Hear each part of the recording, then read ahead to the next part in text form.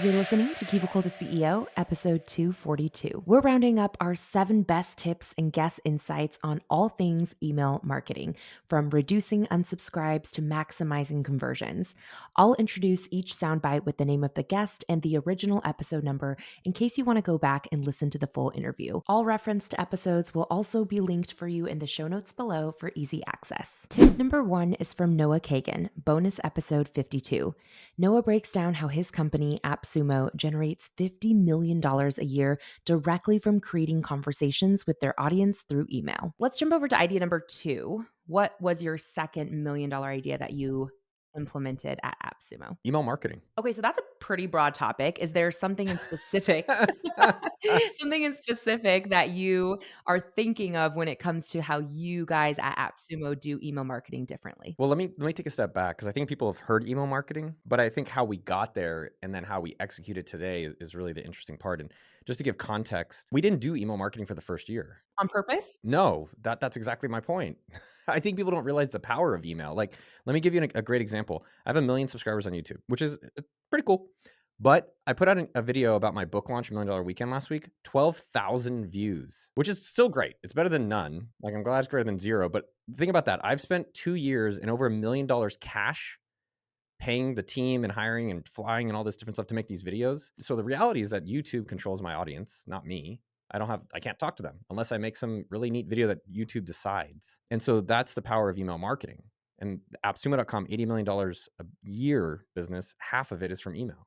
If not, sometimes a little more, but give or take, it's around 50 million in gross sales from email. That's so impressive, but not surprising. I mean, I'm on AppSumo's list, and you guys are very Oh, diligent about yes, real life case study here. And you've gotten me like many a time, when I'm looking for something or not looking for something. Sometimes you just present such a good offer that I can't resist, even if it wasn't top of mind for me. So unsurprised that that is such a huge driver of revenue in your business. I would say for everyone out there, the number one thing is they didn't start it. They don't start their email list today. And you can use, I use sendfox.com. It's what I built because I hate subscriptions. But you can use MailChimp or ConvertKit. Almost everyone regrets not starting sooner. Again, I know I'm going to give you more, we'll give it more like complicated, but most people, they just don't start. And the other thing I would say that I've done as well, literally since the beginning of AppSumo, is that I reply to almost every single person personally. Wow. You respond like that come to the like if someone gets an email from AppSumo and they just hit reply, AppSumo, you yeah. respond to that. Not today. Today it's like that's hundreds of thousands of millions of people, so it's a bit much. But on noahkagan.com, if you join today and you reply to the first email, I reply back to you personally. Nice. That's a really solid practice. Yeah, and they're like, "Oh, who's your VA?" And they always do this. They say this, "Hey, I know this is Noah's team. Can you tell Noah thanks?" And I'm like, "This is Noah's assistant named Noah. He says cool." And I think a lot of times we don't get to scale. We don't get to millions because we don't focus on the ones. And that's also been fun. I mean, frankly, it's interesting. We did a book launch party, and maybe this is a separate thing, but involving your customers in your business early and showing them all the things happening in the kitchen is a really great way of building relationships. And the last tip I would just quickly add in, this is something that you said, and I'm just highlighting. We did this thing called survey to sale. So this has been a new thing that I did with the book that was really fun. I've done this in the past as well. I would send out an email and then I would put a survey, and the survey is like, "Hey, I'm going to do a book speaking tour. Where would you like me to come?" And so we email, this is my personal audience. It's not Epsilon. And maybe like 300 people put in like, "Hey, come to Japan." I'm like, "Ooh, that sounds nice. Come to Oregon." I was like, "Yeah, I'll go see Ellen." And then those people that raised their hand and said, "Yes, I'm interested," basically in a book tour, I said, "Hey, would you like to pre-order the book and join my launch team?" And the thing that everyone can replicate in their own business is, how can you survey people to raise their hand and say they'd like to be your customer or they'd like to purchase something? And they're basically self-indicating that they'd like to buy something before they've even recognized it. And then you just help solve their problem. So this person probably wants me to come speak in their city. And then I just emailed them and I said, "Hey, you want me to come speak here? I can't promise you I will, but I'd love for you to also, if you're interested, sounds like you're interested, pre-ordering the book. Here's the link. Let me know if you have questions." And that was, I think, around a 50% conversion rate of people. I think it was maybe higher. So I call it survey to sell method. That was a really fun one where people are also excited. They're like, one, they're excited to hear back from me, but two, they're like, "Yeah, of course I want to get the book." That idea of preemptively selling someone, like, without even a product in the yeah, like, just this idea of, like, do you have this interest? Do you have this problem, this curiosity, whatever it is? That's so smart. My mind is already spinning with, like, surveys I Is wanna there a thing? Well, because you can survey anything, and mine about is like anything, book yeah. locations, but how's your family life? How's your clothing life? Who here is interested in this travel thing? And then based on if no one says anything, great. That's awesome. Then you can email them and ask them why they didn't say anything. Then you can actually find out why they don't care. And they're like, "Oh, I didn't like the way you worded. I didn't like," and you're not selling them anything. You're just finding out if they're qualifying themselves and if you can help them with the problem or help them with the opportunity that they want. Tip number 2 is from Amy Porterfield, episode 182. Amy shares a genius guerrilla marketing move for emailing your hottest leads, a surprise live meeting link that boasts huge show up rates. So one thing, this is brand new that we did different that we'll absolutely do again, is that in the past, I used to do Facebook Lives every single week of the pre-launch. So 6 weeks of pre-launch, 6 weeks of Facebook Lives. Got it? And my Facebook Lives were dwindling. It was painful to get like even 100 on. I'm not super active on Facebook. I do a lot of my engagement on Instagram. And it was just, for us, it wasn't working like it used to. So I Mhm. told my team, that's way too much work for me to get on those Facebook Lives, put together these trainings, and then hardly anyone shows up. So my marketing team had seen this done by someone else. I don't remember who. And, or I don't know if they even told me, but basically it's surprise lives. And I did them on Zoom. And what we did is, have you ever seen anyone send out an invite and it automatically gets put on someone's calendar? No, how do you even do that? Like, what's the tech Right behind when that? I said it, I was like, I hope she doesn't ask me how we did it, because I'm actually not positive, and I wish I would have looked that up.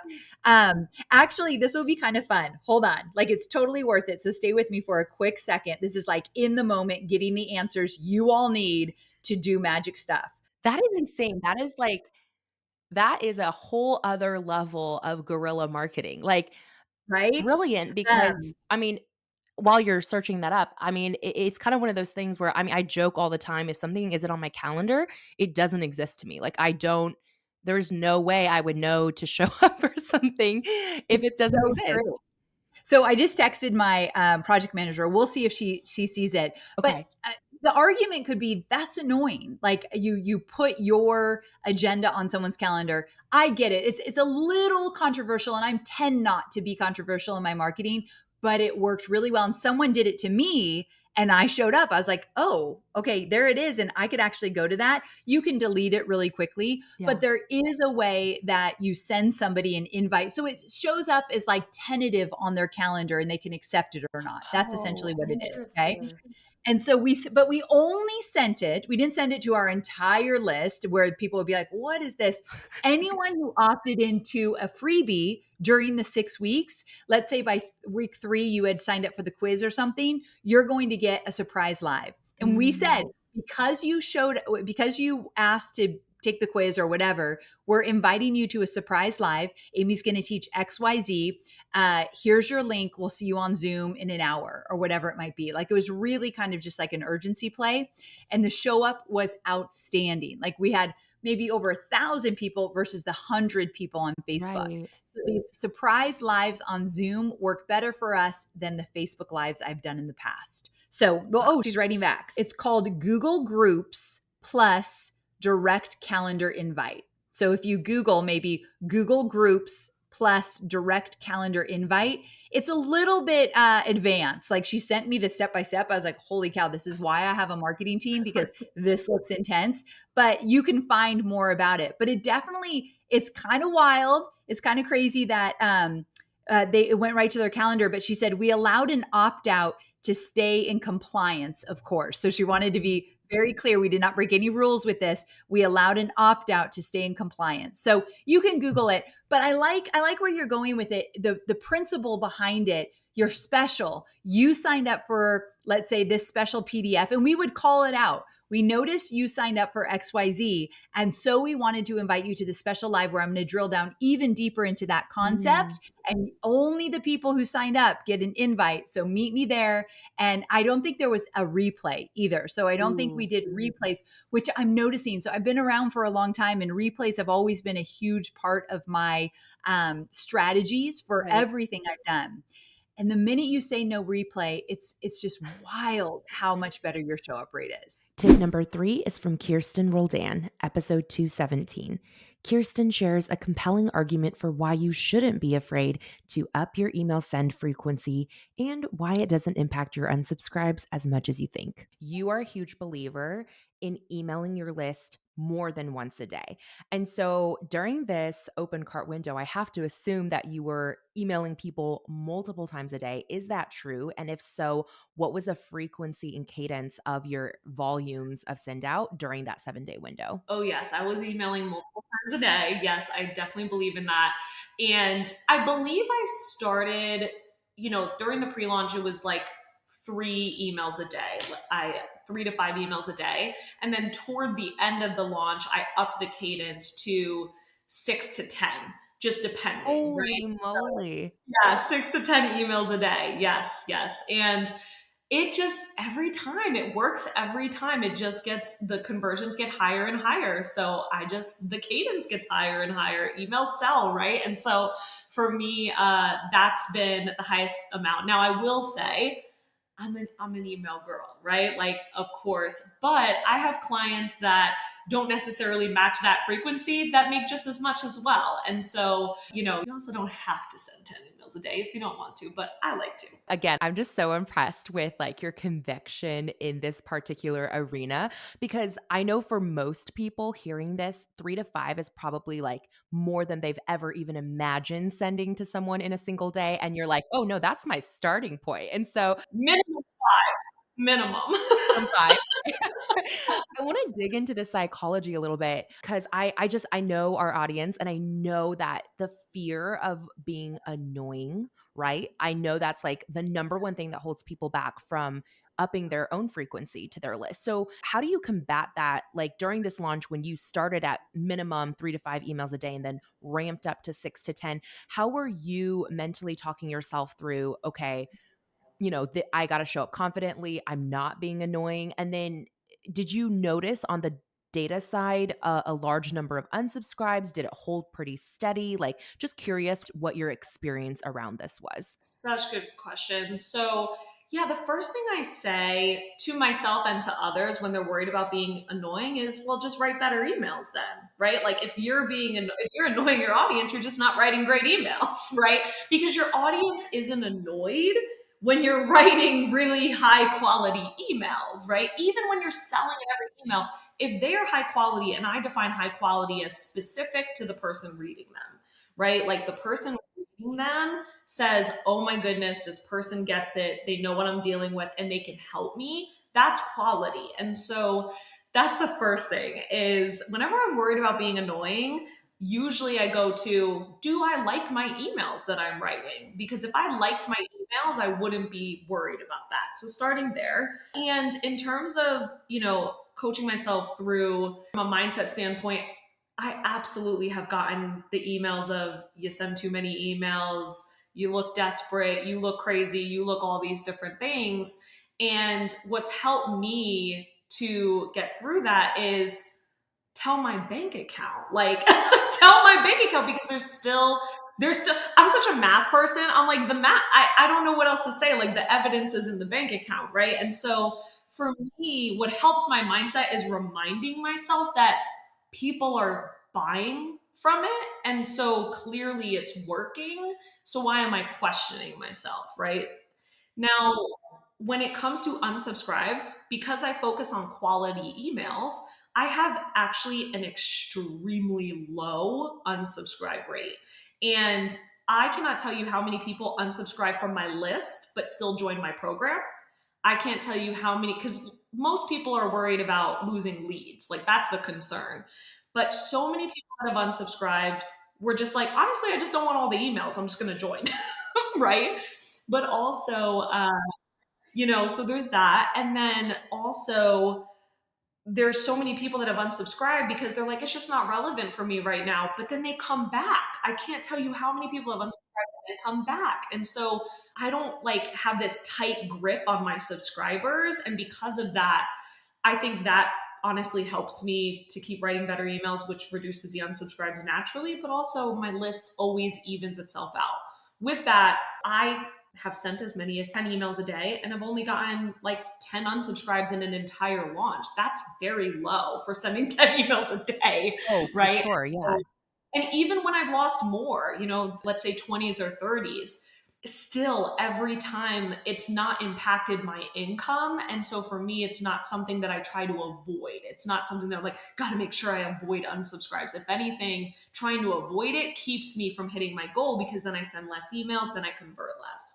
So that's like my mindset. Tip number 4 is from Laura Belgray, episode 171. If you're still worried about unsubscribes, Laura recommends adding soft opt outs during your next launch to lower your unsubscribe rate. So I'll start with the soft opt out. So as these emails ramp up, and especially once the cart is opened and I'm no longer just pushing them to free stuff that everyone should be happy to get and not complain about, I start putting in, usually in the top of my email. Sometimes at first it's at the bottom, and as I feel like people might start to get annoyed who aren't interested, start putting it at the top, a little box of text. I like to put it in a different color, like a different color background from the rest of it. It's just kind of like a warning box, a heads up. This email is about, say, impacting millions. And I might say the cart is now open and have a link to go there. If you don't want to hear about it, but want to stay on my list, don't worry, I've got you. And then I'll have a link that says, no, don't send me any more emails about impacting millions. Thanks. And so then when they click that, it sends them to a page that says, I got you, don't worry, you're off the ride. And it's a great way to save yourself from unsubscribes, because people who, they're like, oh, I do want to stay on your list, I just don't want to get these anymore. So it gives them a chance to do that. And one thing to note, one thing that I have changed over the years is I used to say, like, don't want to get these emails, click the link. And then the link, it might say, stop sending me emails about Selena Sue or whatever. But it's not as obvious that it's a don't click here unless. So now I put it in a very obvious negative wording so that people aren't tempted to click, because you know how tempted we are to click something without even reading it. So I used to get a lot of emails back saying, oh no, I accidentally unsubscribed from the emails. So I make it very clear, and sometimes I'll even add an arrow after it saying, don't click till you've read it. Smart. Yeah. Second warning. So yes, warning, because people really love to click things. It's a good problem to have, but so that's a soft opt out. Tip number 5 is from Linda Sadu, episode 154. Linda walks us through a simple 5 email sequence for your lead magnet welcome series. After they went through that step, they entered a welcome series where I was building my know, like, and trust factor. And in every lead magnet, you want to have a welcome series. And it's typically 5 emails. One to be like, here's your quiz results, and share the result again. Then you want one that kind of validates them. The third email, you want to build your know, like, and trust factor, share some things about you, credibility markers. Number 4 is kind of closing the loop with the validation one and offering a tip to help with their pain points. And then the 5th email is to ask them to join your quiz program or join whatever course or whatever your offer is, right, at the end. And in that point, I was asking people to join my launch mechanism, which was the Nail Your Quiz Idea Challenge. So I was sending it to the challenge. And then from the 3-day Nail Your Quiz Idea Challenge, I did that for 3 days. And then on the last day, I opened the doors to the quiz lab, and then also offered discovery calls after that. Oh my gosh, you shared so much value in those last 5 to 10 minutes, Linda. I hope that all of you maybe pause right here, rewind, and go and write down that 5 email sequence, that welcome sequence. I think that is so beneficial to have, regardless of what your top of funnel lead magnet is, whether it is a quiz or it's something else. I think that is something that all of us should implement. So that's amazing, Linda. Tip number 6 is from Meryl Kriegsman, episode 186. Meryl explains how to infuse credibility pieces into your regular emails and newsletters that invite responses from your subscribers and readers. The second thing I wanted to ask you to give a little bit more detail on is the credibility piece. I totally agree. Credibility amnesia is a condition that plagues many of us, especially women, as you astutely observed. So I would like to know, what are 2 to 3 specific ways that you infuse credibility, or 2 to 3 opportunities women can look out for. to insert a credibility piece. Can you give us some examples of that? Yeah, and actually, it's like a very simple process, like a very beautiful, graceful, simple process. Like, I love it when it's simple. What I have my people do is just create a long list, like 25, 35 things that give them credibility, period. So it's not even like specifically in your field that you currently are in. I have as Mm. one of the pieces of credibility that I often talk about and put forward. I home birthed all our three daughters, and that was Wow. like I still feel like wow, that was courageous what you just did. Like wow, Yes.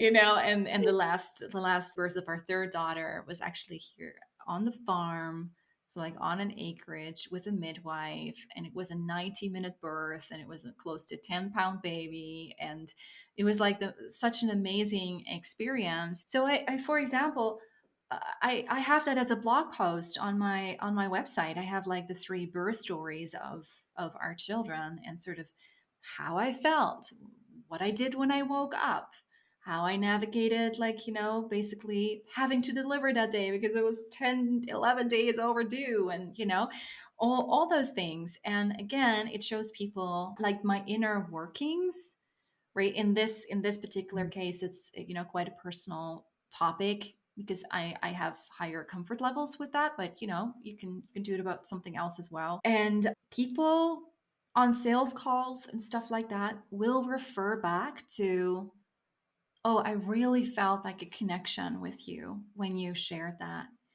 right? I really felt like, oh yeah, she understands what it's like to, right? And they feel that in.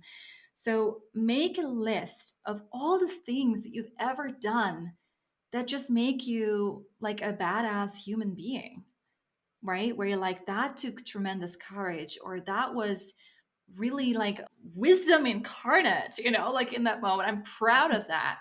So make that long list, and then start making sure, right? Of course, some of them are going to be like your client wins. Some of them are going to be case studies of some of the own, right, sort of maybe projects or experiments that you did. Some of them are going to be work related or business related, and some of them aren't. Have that list ready, like to go, sort of like either on your desktop or on like an actual physical list, and just constantly remind yourself to weave in those stories on a regular basis. Mm. It's like one of those things that I ask myself, like when I send an email, it's like, did I layer some credibility in here, right? Of some variety. Mm. So really like holistically, right? Yeah.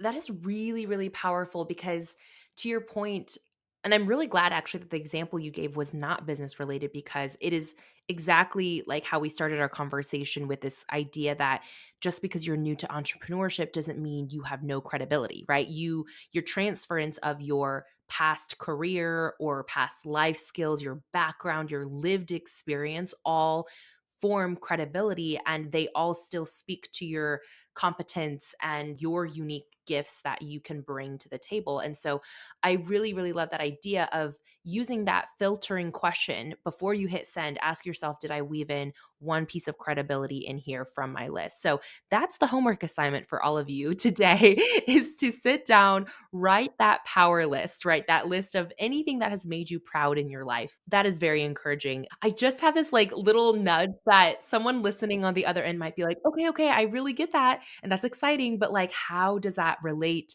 to what I'm actually selling in my business? So I got to backtrack for just one second. So let's take what you just shared, your birthing story, right? For your children.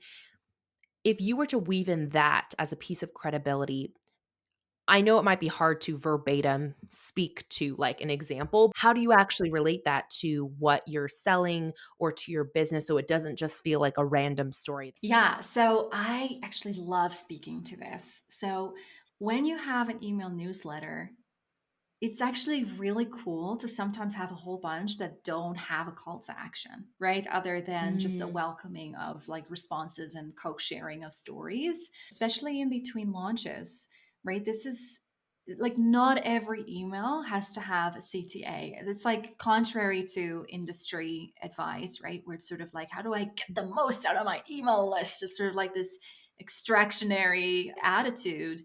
No, I literally share stories, and I might say like, I feel this story matters so deeply to me that I'm quite sure it will matter to you too. And I might not quite know why or how, but I'm going to share it. And then you're going to write me back and help me understand why this is important, right? So I co-create, right? It's like a reciprocal relationship that way, where sometimes I'm just vulnerable and saying like, this really mattered to me, this happened, and it felt really deep, right? So there's that. It gets me lots of replies. People like, sharing things. When you've shared something with them, they want to share a similar story. And then if I were to tie it back, when you think of business, right, like we're all just like birthing the next big idea, the next big venture, right? So there's like, I could talk about like birthing energy and how it doesn't always have to be a human child. And sometimes, we encounter those stages of birth giving, like in the very projects that we run. And yeah. That is really helpful, tying in that analogy. I was going to say that's so interesting. I just had kind of an aha moment as you were speaking to this idea of co-creation within your content. I think so often when we email, or I mean, it doesn't have to be email, any form of content medium, really, we feel like we have to deliver an answer. Like, I'm telling you this because it's something definitive that we've already wrapped up nicely in a bow. I really like that you have this approach of, sometimes I share a piece of credibility or a story that I may not know what the reason for sharing this is, but you can tell me why this is meaningful to you. And the fact that it's not a perfectly delivered answer, but rather you are inviting them to help you create the answer, that is a really interesting process that I haven't really thought about before as it relates to email writing. So that was a new aha for me. I hope that was A a new shift of aha for some of you perception. listening as There we well. go. Yes, a shift of perception. Exactly. I love this. And the final tip, lucky number 7, is from me in bonus episode number 9. I reveal the conversation killer you need to remove from the end of your emails to stop getting ghosted and what you should say instead. Stop ending your emails with this sentence. Let me know if dot dot dot. Let me know if you're interested. Let me know if you would like to do this. Let me know, fill in the blank, right? This is a conversation killer. I'll tell you why. When you end an email with let me know if, it's a statement, it's not a question. And the way that our brains are wired, we as humans don't feel the same urgency or responsibility to respond to a statement as we do a direct question. When you say, let me know if, it basically gives people permission to make a mental rain check and say, yeah, I'll let you know if I'm interested, which may be never, or it may be sometime far in the future. And by then I'll have forgotten to respond in the first place. What I would highly recommend you do instead is to flip that statement into an actual question. So, what does a question look like? Instead of saying, let me know if you're interested, you could instead say, are you interested in fill in the blank with whatever desired action you have? Are you interested in having me on your show? Are you interested in this proposed partnership? Are you interested in joining our program? Do you see how when you ask a specific direct question to someone, especially if it's a yes no question, it's a lot harder for the person receiving that question on the other end to just blatantly ghost you and ignore a direct question, right? A question invites a response. A statement, on the other hand, does not. So that's one way you can change that statement into a question. But I also want to give you 6 more ways that you can end your emails, depending on what the context is, in a way that invites a response. For example, maybe you can say, would you like to move forward on this? You can ask someone, are you open to exploring this further? If you're giving someone options, maybe you can say, which option do you prefer? You can ask someone, do you have any initial questions? You can also ask someone, what are your thoughts on this? And finally, you can ask them, if you're trying to schedule a meeting, what time works best for you? All 7 of these responses, the 6 that I just said, as well as the variations of are you interested in fill in the blank, are better options than ending an email with Let me know if you're interested. If you apply this one tip to your emails, whether it is a personal private email you send to one individual or a mass marketing email you send to your entire list, I promise you, just by implementing this one simple tip, you are going to see a dramatic increase in the number of responses you actually get to your emails.